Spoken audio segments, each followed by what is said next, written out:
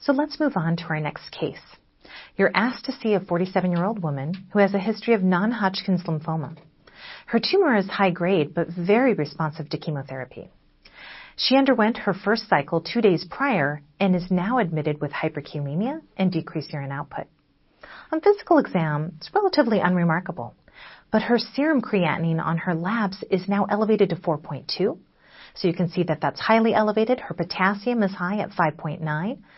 Phosphorus and uric acid are also very high. And interestingly, on her urine analysis, there are uric acid crystals. So what type of acute kidney injury does this woman have?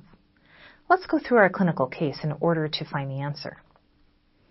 So I think what's very important in the history is that we can see this temporal correlation between the administration of chemotherapy and her AKI, along with that high potassium and uric acid. That's really suggestive of acute tubular obstruction from uric acid or tumor lysis syndrome.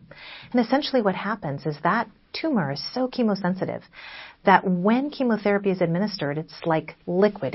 All of those cells liquefy and they have intracellular release of these contents into the circulation. We can also see that patients are typically oliguric in this setting. Think about what's happening. We've got obstructive tubules here. So it's not uncommon for our patients to have a decrease in urine output, often to the oliguric level. And finally, on that urine analysis, that's really helpful to see things like uric acid crystals, again, being very suggestive of acute tubular obstruction from uric acid.